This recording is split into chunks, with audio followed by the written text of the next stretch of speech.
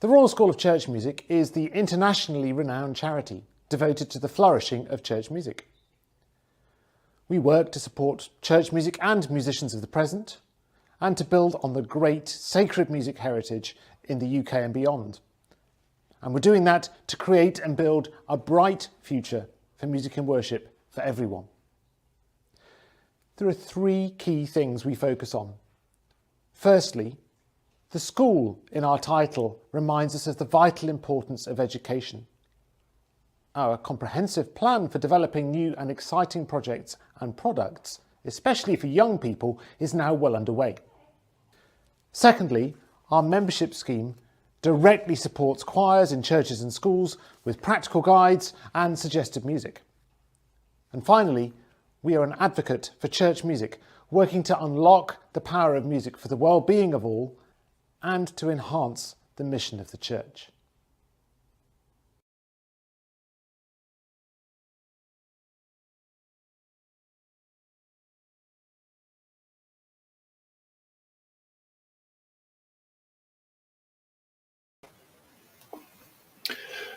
Good afternoon, and a very warm welcome to this, the third in the third series of RSCM Friday Lunchtime Lectures. My name is Tim, and it gives me great pleasure, indeed privilege, to be here today with Martin Baker, who is going to talk to us about George Malcolm and his legacy at Westminster Cathedral. Martin was, of course, organist and master of the choristers at Westminster Cathedral from 2000 to 2019, prior to which he was sub-organist and acting organist at Westminster Abbey from 1992 to 1999, where he played for many state occasions. He is one of the leading organists of our generation and is world-renowned, particularly for his skill in the art of improvisation. Martin will speak for about 45 minutes, and then we'll answer any questions you may have. Please do use the YouTube chat feed to tell us where you are joining from and to ask questions. You don't need to wait until the end. So please do add your questions as they occur to you, and I'll put them to Martin at the end. If you're watching on Facebook, you can use the comments in the same way. Finally, before we begin, while we are delighted to make these lectures free to watch, they do incur some small costs. So please do consider donating to the RSCM in appreciation. We are a charity, and we do rely on the generosity of people such as yourselves to allow us to continue supporting church music and musicians. So, a warm welcome, Martin, and thank you for joining us. Thank you, Tim. Hello, and thank you for your introduction. So I'd like to start by saying I don't claim to be an expert on George Malcolm, but it's difficult to be involved in music at Westminster Cathedral for any length of time without feeling his looming presence. And over a number of years, I learnt much about George Malcolm, in particular from two of his choristers, Colin Mawby and Nicolas Kynaston, who subsequently returned to the cathedral as Master of Music and organist, respectively. And I found that in discussing the style of music at Westminster, George Malcolm's musical achievements, indeed sometimes even his name, are not as widely known as I'd expect. Much of my material comes from three in-depth interviews I recorded with Colin Mawby in 2012. And from Nicolas Kynaston, as well as his personal recollections, I've also acquired fascinating audio material of George speaking about music. Therefore, when asked by the RSCM to pick a topic for this lecture, and given Paddy Russell's superb talk on Richard Terry last year, I thought it would be a fitting sequel to focus on George Malcolm, his influences, and his musical legacy. Let's begin with three recordings of the choir. First of all, Elgar's Ave Verum, recorded in the early 1920s and conducted by Richard Terry.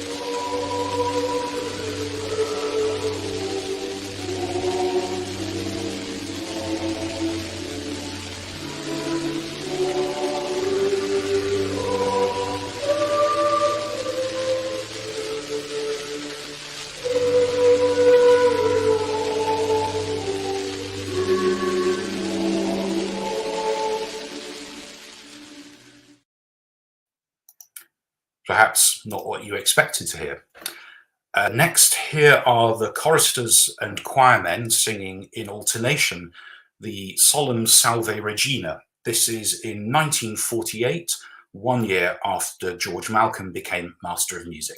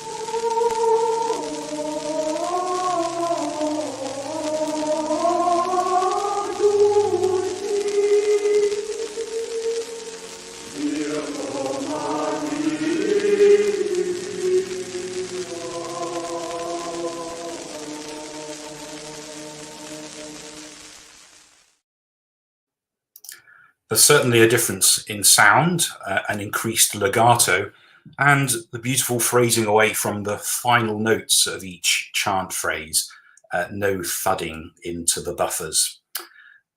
Thirdly, here's a Gelino psalm recorded later in the 1950s. Apparently the adult voice singing the response is George Malcolm himself.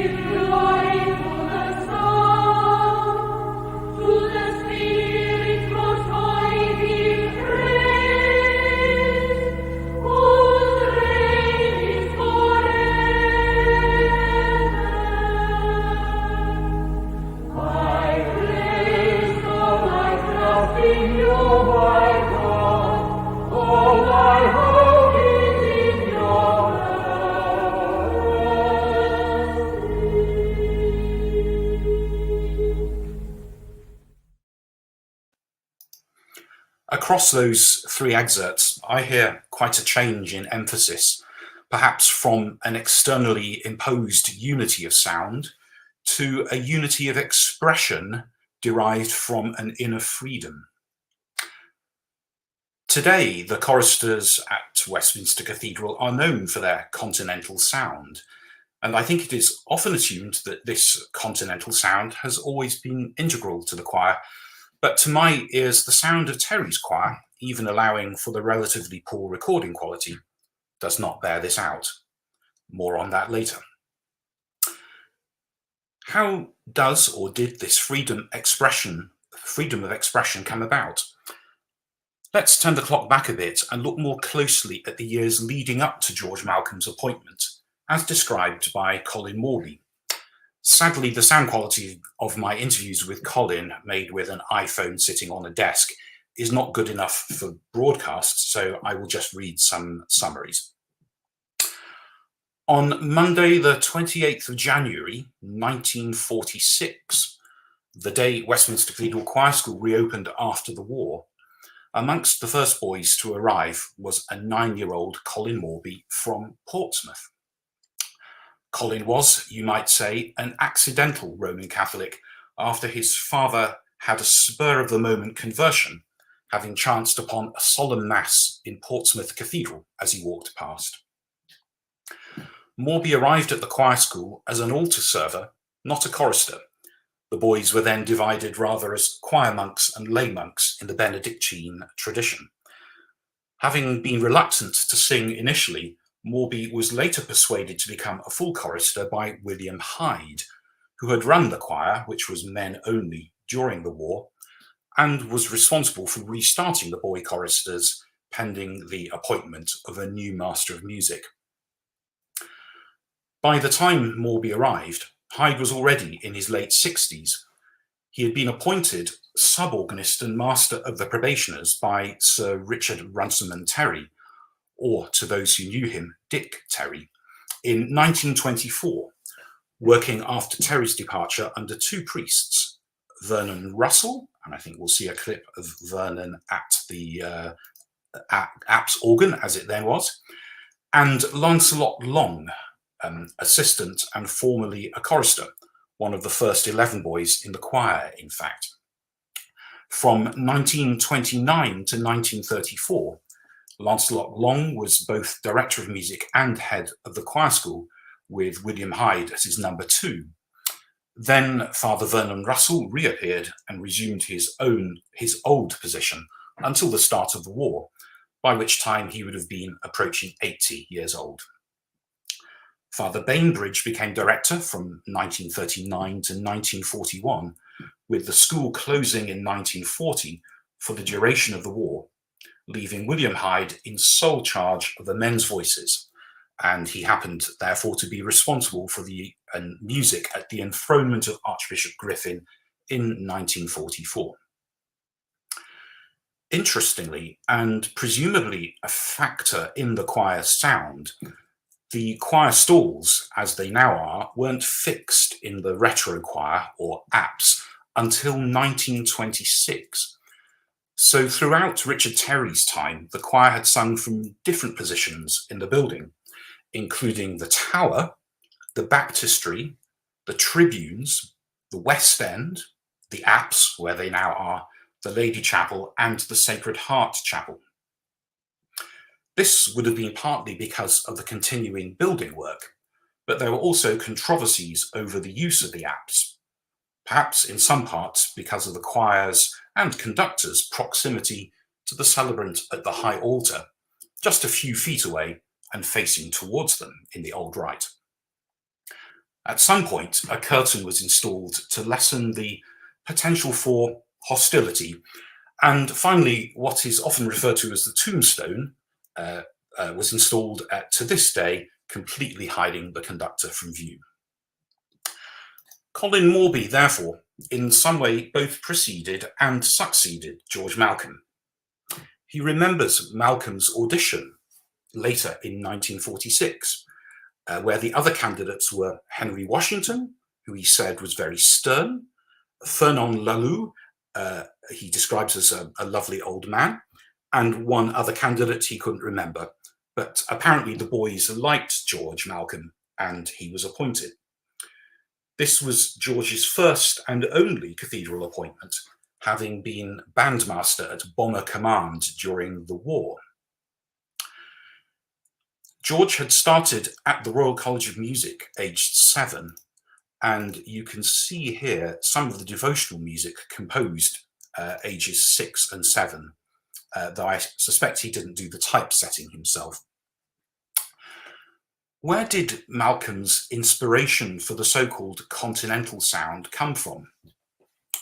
It is often said that he heard shouting in the playground and thought, if this is the natural sound that children make, why are they being taught to sing in such an affected way? We know that Malcolm came from a very different musical background to Terry. Terry had been at King's College, Cambridge, and converted to Catholicism in 1896 and came to the cathedral from Downside. But to understand Malcolm, we need to look at Father John Driscoll, who ran the choir in the one-room choir school at the Sacred Heart in Wimbledon from 1904 and from 1928 also at Farm Street. They are both Jesuit churches. Father Driscoll was described as a very humble, even a diffident man. He said, "I train my choir for the service of God, not for show." He never liked being in the public eye in any capacity, but his choir received accolades in the press, particularly when Wimbledon and Westminster combined for the first performance of the Vaughan Williams G minor Mass in 1923. The musical critics fastened onto the brilliant singing of the Wimbledon choir, declaring that the Jesuit choir was the outstanding feature of the occasion. Of course, I meant to say first liturgical performance. Of the Wimbledon choir in Holy Week 1926, the critic Ernest Newman writes, "The singing was a revelation. Apart from the sheer beauty of vocal tone displayed by boys and men alike, I have never heard responses more perfectly rendered." I presume he's referring to the Victoria. "Not only the general religious atmosphere of this sacred music was sustained throughout, but the varying mood underlying the words, the inner meaning and subtle suggestiveness of every phrase stood revealed with perfect clarity. Yet withal, there was no suspicion of over-refinement. All was extremely simple." More on the Victoria responsories later. Diffident he may have been, but Father Driscoll was not without personality or humour, possibly another influence on the young George Malcolm. On a particular occasion, when the preacher had been in the pulpit for 50 minutes, Father Driscoll rushed round to the sacristy in Wimbledon and determined to end the sermon. Opening the door leading from the sacristy into the church, he shut it with a tremendous bang. Unfortunately, the only effect on the preacher was to make him raise his voice and continue for another 20 minutes. Father Driscoll retired to the choir loft, but in good humour at his defeat. "Father," asked one of Driscoll's critics one day, "why do you preach down to your audience?" "Do you really want to know?" asked Driscoll. "Yes, Father." "Well," he replied, "when I'm speaking to cabbages, I speak like a cabbage." And an exchange with a workman he was passing on his bicycle. "Hello, Jesus," shouted the workman. "Hello, Judas," responded Father Driscoll. In 1948, George Malcolm and Gregory Murray, a former chorister under Richard Terry, corresponded to discuss a review Murray was to write of A Westminster Retrospect, which is a book by Hilda Andrews outlining the achievements of Richard Terry at Westminster Cathedral. George Malcolm calls into question the standards of Terry's choir. I quote, "This subject obsesses me. I am always more interested in performance than research. And from this point of view, I see Terry's choir at Westminster and see it surrounded, both in place and time, by other really first-class choirs, all working away quietly in their suburban backwaters.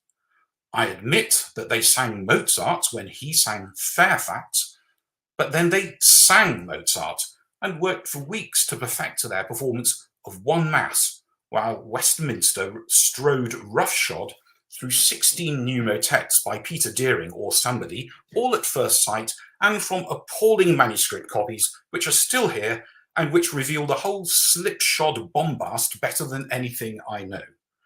Malcolm signs off, "Goodbye before I explode." In a subsequent letter, Malcolm says, "And I find that even the most devoted Terry fans, and there are a surprising number of them left, all simply hoot with laughter when they are asked to associate the idea of Terry's inopportune slumberings with that of a cup of tea." He then exhorts Murray, "Dip now your pen in vitriol and cast away all fear." So this led to a review being printed in the tablet on the 1st of May 1948 by Gregory Murray, and I quote a little bit from it. "I can hardly imagine a less grateful task than the reviewing of this book. From inside knowledge of the Westminster Cathedral Choir from 1914 to 1920, and from many long discussions I had with Terry then and later, and an intermittent correspondence maintained almost up to the time of his death, I was able to form a very complete picture of him, both as a man and a musician. He was not a scholar in any real sense of the word, but he was an incomparable demonstrator, passionately convinced and passionately intent on convincing others that this forgotten polyphony is our greatest musical heritage from the past. By the time I entered the choir school, however, Terry had ceased to give his full attention to the vocal training of his trebles.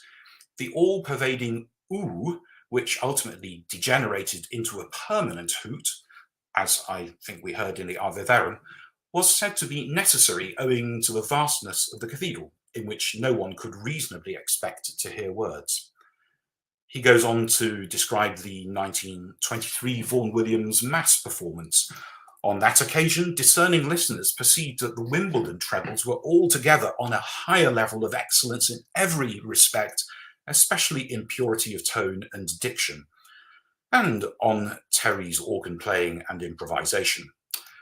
We never heard him play any organ piece, either from music or memory, and his improvisation was full of mid-Victorian platitudes, strangely inconsistent with the plainsong and polyphony that surrounded it, and altogether unexpected from one who was said to have steeped himself in the modes.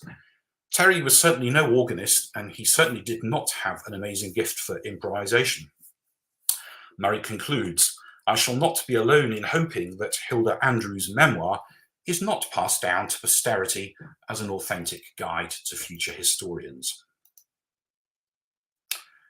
In 1953, George took what might best be described as an extended sabbatical, and once more Willie Hyde found himself in charge of the choir. He was now well into his 70s. Around this time, the cathedral administrator, which in Anglican terms is the dean, had controversially removed a pillar from the Blessed Sacrament Chapel. The following year, Archbishop Griffin appointed Gordon Wheeler as administrator, apparently giving the instruction, "I want two things, get that pillar back and get George Malcolm back." Both the pillar and George Malcolm duly returned. One specific idea that George Malcolm took directly from Father Driscoll was the reorchestration of moments in the Victoria Tenebrae responsories. Here's Tamquam ad Latronum, where the tenors and altos of Victoria's opening are sung by basses and tenors to dramatic effect.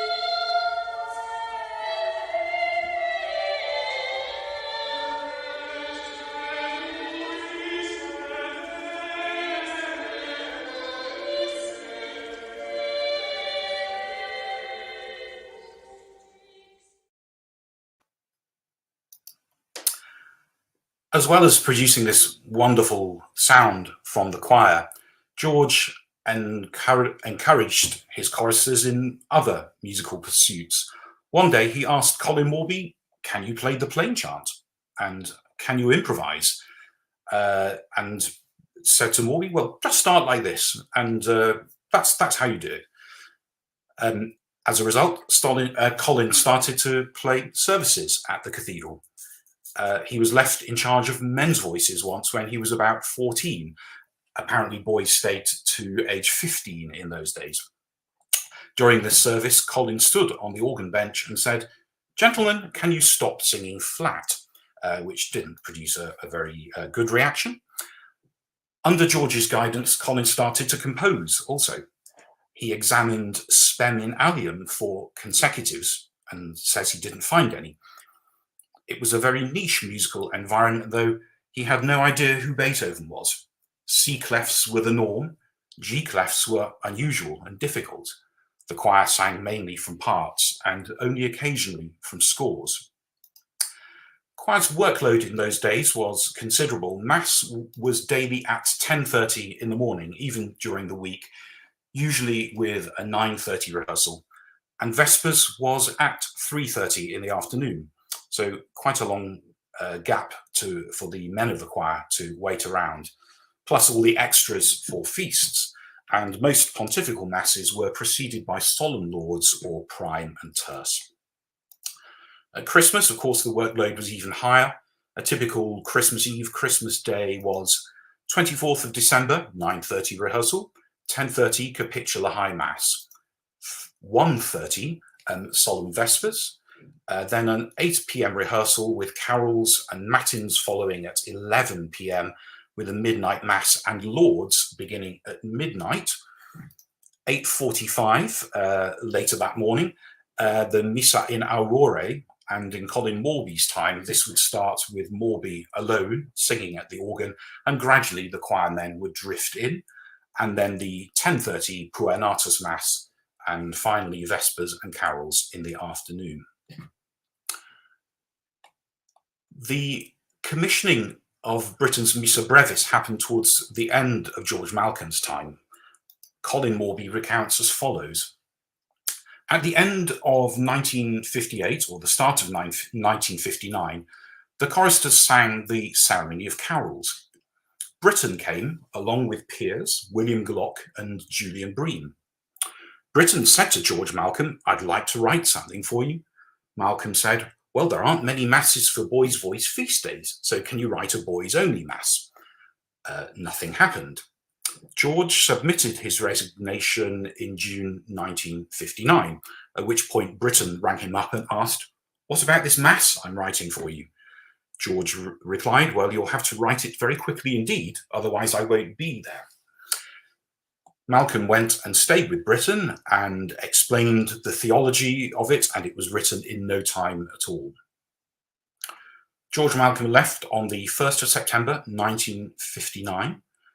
The Missa Brevis was performed in January that year. It was a live performance. In the first performance, the Sanctus went wrong, so in the recording that's used from the second performance. The boys were in the West Gallery, unconducted, with George Malcolm at the grand organ. Meanwhile, Colin Mawby was in the East, up in the apse, with the men providing the chant. Of the Missa Brevis, Mawby says, most of the clergy couldn't stand it.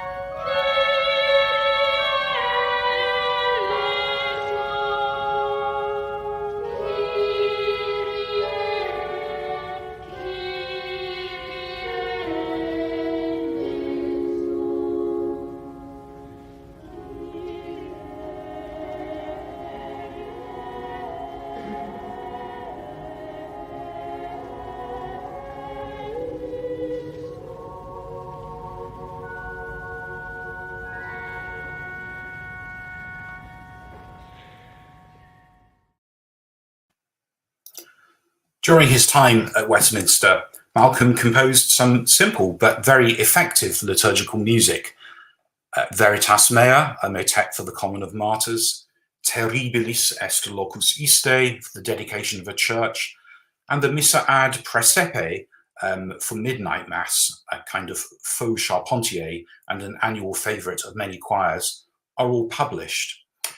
As is Ingrediente Domino, the entrance into the church of the Palm Sunday procession, but not in the printed version, is the organ introduction, which George would always play on the tuba of the grand organ, just as the choir appeared underneath it. Interestingly, a very similar Ingrediente exists by William Hyde, also in B-flat major, and presumably George wrote his setting of Ingrediente to supersede this.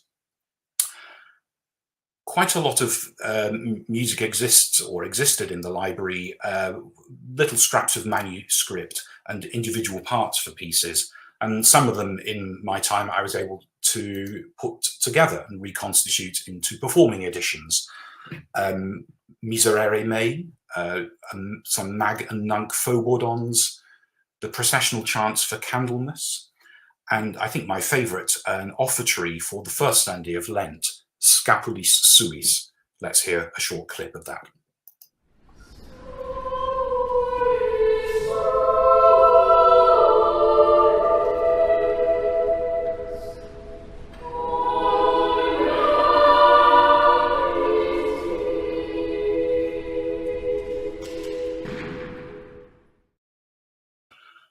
I suspect there's plenty more material lying around in dusty archive boxes. Certainly there were settings for the installation of an archbishop. It was a tradition for a master of music to write a new setting, as did Colin Mawby also. But I seem to remember that only the choir parts of Malcolm's version exist, as Malcolm would have improvised the organ part. In my time, in 2009, we therefore went to James Macmillan, adding brass and percussion for good measure. Malcolm liked high keys in performance. Often his music was transposed up. You can hear this on some of the British Pathé recordings which exist. And something all of Malcolm's successors have continued, although it does change over time, is the continuity of sound. This so-called continental sound, I think, is best described as an emotionally committed, high-risk sound. So the well-being of or mood of a performer does affect the result. That could, of course, be frustrating, but I quite liked the highs and lows of the risk in this sound. One might say the pursuit of perfection has a somewhat stifling effect. Things may never be very bad, but equally, perhaps they might never be very good. Although not a direct Malcolm legacy, voice trainers have been key in maintaining the sound. They were first introduced by David Hill, and for 30 years, Anita Morrison, spanning James O'Donnell's time and my time, looked after the chorister voices, which allowed we conductors to make musical demands, but knowing that the best of technique was being nurtured underneath. Anyway, it's now time to look at another aspect of George. We've discussed the church musician, now just George the musician. Here he is in 1985 talking to Melvyn Bragg about Scarlatti. Can you tell us what happened when that occurred? Well, the whole atmosphere of the Iberian Peninsula and its folk music and everything got right into Scarlatti's blood. And it completely liberated him in the end from the restrictions imposed by his father's personal domination and by the influence of Italian music. And it was that, coupled with the brilliant ability of his pupil, Princess Maria Barbara, that seemed to generate in Scarlatti an ever-increasing musical and technical adventurousness. One of the most audible and visible characteristics of Scarlatti's keyboard music is the way he loved hand crossings and long leaps from one end of the keyboard to the other, which were a great challenge to his pupil, particularly when she got fat in middle age, and it's not so easy then, and they are still a challenge now.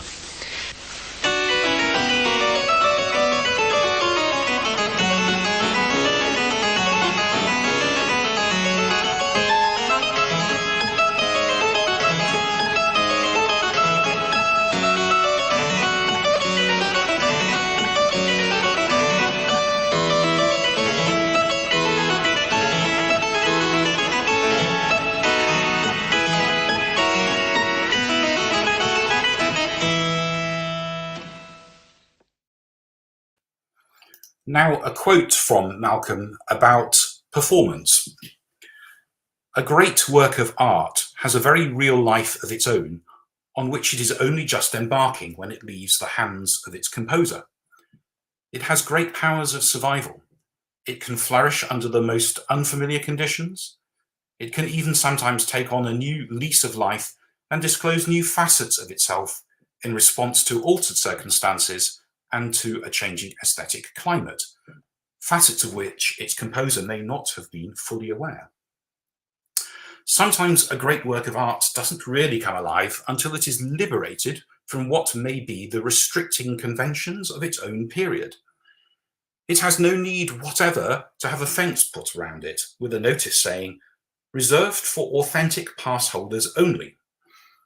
It's common knowledge that a masterpiece may only come to be fully appreciated long after its creator is dead.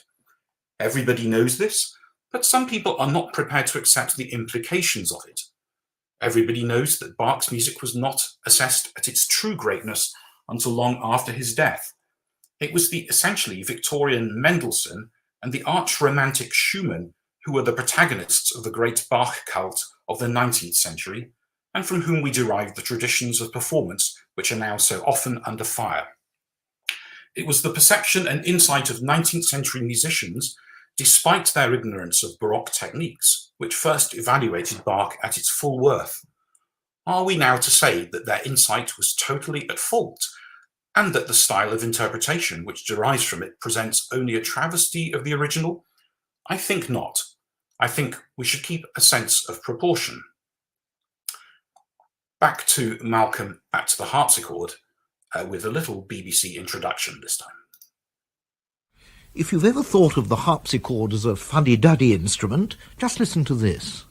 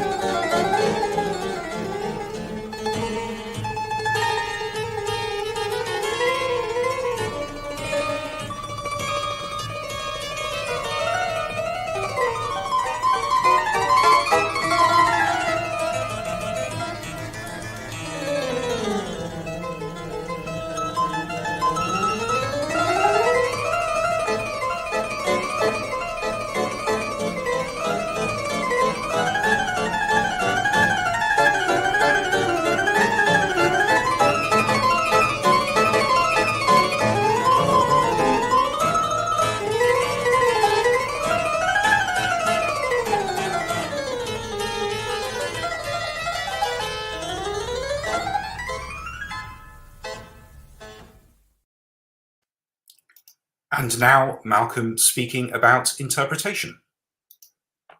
I was giving a recital at the summer school at Dartington once, in which I played the C minor fugue from the 48.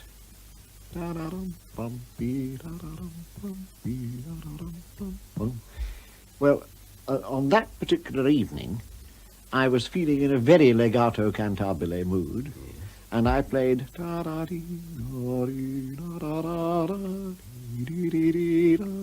it seemed to work beautifully. And after the recital, a young Polish lady student came up to me, and she said she had been extremely interested in my performance of this fugue, and in fact she liked it very much. But she had always been taught that it should be played staccato, or at any rate detached. Had I got any sort of historical justification for playing it the other way? So I said, well, naturally there are no indications in the notes that Bach left of doing it either way, so she said no, she quite understood that. So I said, but in fact, until this evening, I have always done it detached. But this evening, I was feeling like doing it the other way, and I did it the other way, and it seemed to me that it came off. And I have never seen anybody look quite so shocked as that girl. She said, but this is Bach. Now, she would have been prepared to accept the word of one professor that it should be staccato, or she would have been prepared to respect the word of another professor, perhaps myself, who could have argued on musical grounds that it ought to be legato. She could even have accepted the situation of one authority arguing with another on principle about it. But the fact that a performer could just use the mood of the moment struck her as the most shocking thing she'd ever known. And it seems to me that that point of view, though perhaps not so common now in Western Europe, is one which has existed and which I react against very, very strongly. If George Malcolm has continued to influence music at Westminster Cathedral, in turn, Westminster Cathedral has exported many of its musicians to other establishments. A non-exhaustive list would include King's College, John's College, Cambridge, Westminster Abbey, St Paul's Cathedral, Winchester Cathedral, Peterborough Cathedral, other Oxford and Cambridge colleges, Salem, Parisian choirs, London Catholic schools such as the Oratory and Cardinal Vaughan, to Germany, to the USA, to Australia. And of course, choristers themselves go to different schools around the country and to choral scholarships at university, all in some way taking that influence with them. And certainly in my time, it was very good to have choristers coming back, perhaps eventually as a choirman or lay clerk, as the position is now known. But we also devised programs for former choristers to come and sing at a slightly earlier age when they were still students, thus maintaining their connection with the wonderful tradition. Another influence, a significant influence George Malcolm has had is on his pupil, Andras Schiff. And in his book, Music Comes Out of Silence, Schiff writes as follows. George enjoyed worldwide fame for his harpsichord, for his wonderful harpsichord playing. Not that it was his favourite instrument. There wasn't a single one to be found at his home. For concerts, he preferred the English harpsichords by Thomas Goff or Robert Goebel, with their many pedals. Thanks to these devices, he could introduce unbelievable colours into his playing, changing registers often and obtaining crescendo and diminuendo effects, which were not necessarily authentic, but which were all the more musical for that. He was continually being criticised for this by dogmatic, self-righteous purists who maintained that the instruments of the Baroque era had fewer registers and that modern performance practice should reflect that. As far as I'm concerned, the result of doing that is as monotonous as a sewing machine. George was opposed to this sectarian credo. He wanted to avoid setting limits on his lively imagination. He was entirely guided by the human voice, by singing, which for him was the be-all and end-all of music. And now a final quote from Malcolm himself, talking about authenticity and Rostropovich, which always makes me smile, and a little Alec Templeton. Whether or not I am underestimating the value of authenticity, I'm quite certain that some people overestimate it. And I get a little fretful when some of our professors and lecturers and music critics try to persuade the public that these values are of overriding importance and that one shouldn't really enjoy listening to Rostropovich playing Bach's gamba sonatas because he's being unauthentic and playing them on the cello. And I think it's a load of sheer nonsense.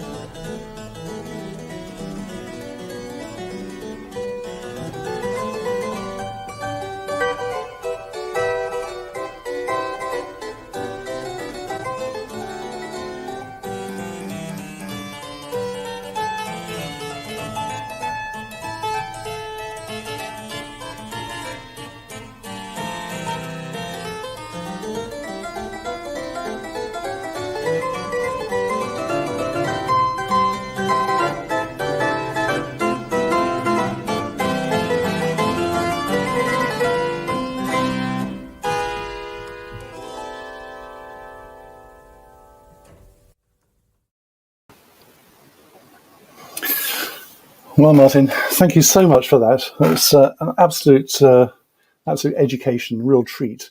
I think I've got a copy of the Alec Templeton up in the attic, and I'm going to have to go and revisit it. I don't think I've played it since I was a teenager. George was obviously a very fascinating man, and I'm reminded that the husband of one of our composers that the RSCM publishes, Margaret Ritzer, was a choir man at the cathedral, and I think under George Malcolm. George Ritzer sadly died last year, but over the years we had some fascinating conversations, not just because we were both altos, but we were both music publishers, George at Novello. So bless you, George. Now, before we go to the questions and answers, here's a very short message from the RSCM's director, Hugh Morris. I really hope you've enjoyed the lecture and will keep watching to join the Q&A session. The RSCM is very much alive and active, but we are an independently funded charity and we need your support. There are real costs involved and we need people like you to put their hands into their pockets to help. Please show your appreciation for today's lecture either by donating, be that by text or online, or by becoming a friend or a member. All the details can be found on our website, rscm.org.uk. Thank you. And now it's question time. Now, you seem a little bit reticent this week. Last time the questions came thick and fast. So while you're racking your brains for any questions that I can put to Martin, I'll take this opportunity to let you know that the next lunchtime lecture will be given by Tobias Frank on Friday, the 18th of March. The title is Marcel Dupré, A Man Between the Centuries. Last year, we celebrated the 50th anniversary of the death of Marcel Dupré. The composer, who is more familiar to organists today, wrote interesting secular and sacred choral works in his early years. And Tobias will present hitherto unpublished music and also open up a view of Dupré's complex artistic personality. So that sounds very interesting. So, a question from John Woodhouse. John is a regular questioner, so welcome, John. You mentioned Richard Terry's music for parishes, but did George Malcolm publish any? I'm not sure I did mention Richard Terry's music for parishes, but it's true he wrote some, and I'm not aware of George having published any. Of course, Colin Mawby has written prolifically for parish choirs, so one might say that comes out of the Malcolm influence and tradition. As I said, a lot of I think there's probably still quite a lot of scraps of manuscripts somewhere in the library, in the music library at Westminster Cathedral, waiting to be reconstituted. But I'm not aware of anything that George published. No, I think I've got a feeling that Kevin Mayhew have published a couple of things. I'm sure there's a mass, maybe a Christmas mass that they have published of his. Certainly, I think you made mention of of Paddy Russell's lecture last year on Terry, which of course is still available to watch on our YouTube channel. When Malcolm took over from Terry, was there any animosity between them? Do you think? You sometimes hear of ex-organists sort of hiding in the cloisters or whatever and causing trouble. Well, Paddy, I think he described Terry's resignation as messy, was the adjective he used. But that was in 1924, which is a quick bit of maths, 22 years before George Malcolm arrived. And I think this perception that Malcolm was Terry's successor is not really the case. And after Terry left, the choir continued as it more or less as it was under the direction of Vernon Russell and Lancelot Long. And of course, William Hyde, who I referred to, was probably the biggest continuity in that time, very much behind the scenes, master of the probationers and organist, and ran the choir himself for the year or so that George Malcolm was absent in the 1950s.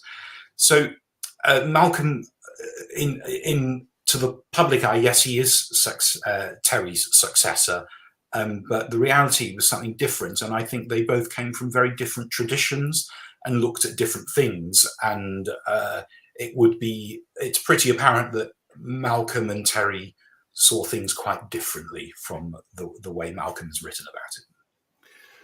So you've made reference to that, to the continental sound. It's a very sort of maybe a more direct sound of the trebles in comparison to maybe King's or a typical Anglican cathedral. How much of that is because of the acoustics of the building? And I think you referred to the tombstone which sort of divides the choir from the congregation.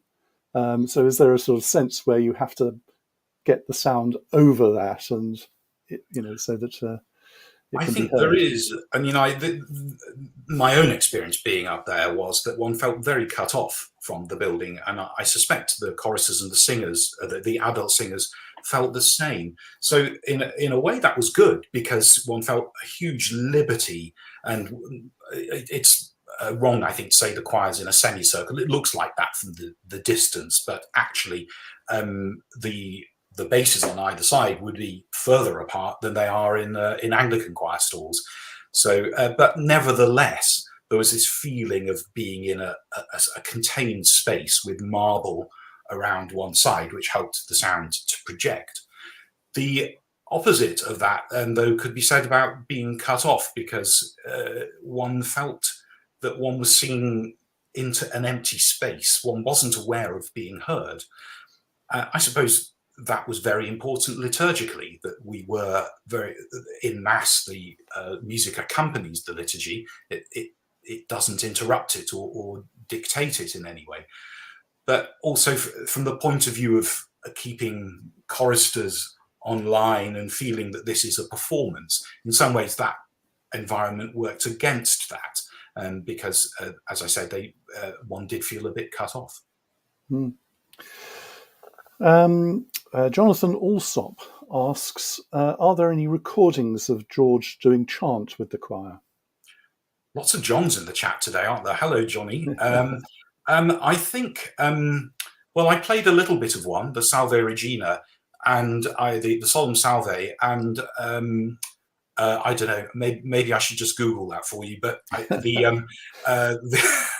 think have a look back. There's I think on the list there were some other pieces of chant on there as well, but that's all I know. Okay. John Woodhouse again often wondered about the men's sound. Do you think it was felt that the sound needed to fill the cathedral? I think there's enormous pressure on choir men, as they were referred to until the more recent era when they became lay clerks, because there's so few of them. A typical weekday mass would have one countertenor, two tenors, and two basses. So I think there's the best thing to do would be to ask a singer, but there must be a huge deal of pressure to make a big sound, and you were singing underneath the full boy sound, which could be 16 or 18 trebles and 4 or 6 altos. So there's a lot to do, and just earlier you had been in the Lady Chapel, which is a tiny space, and singing plain songs, so they both require very different approaches. However, yes, the way the men of the choir sang was surely very influential on the way the choristers sang, because there was no restraint. We liked it to be musical, if possible, but it was real singing, not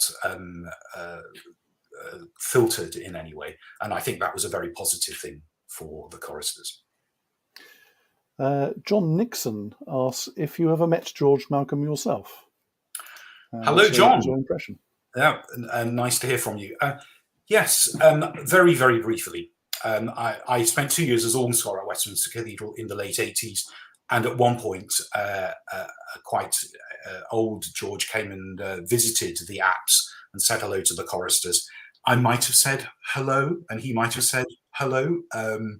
As I said at the beginning, all of my sources really are Colin, Mawby, and Nicolas, Kynaston. I don't claim to be a great friend or acquaintance of Malcolm's in any way. Right. Well, I think that just about wraps it up for questions. So thank you again, Martin, for giving up your time today. We really do appreciate it. And it's been a very insightful hour. And I know I personally have learned a great deal. It's been wonderful.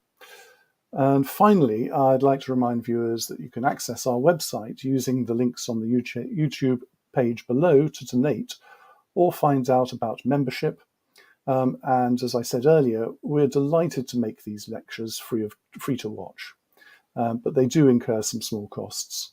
So please do consider donating to the RSCM in appreciation. And remember to mark Friday the 18th of March in your diaries for the next of these RSCM lunchtime lectures. Goodbye. Gloria in excelsis Deo.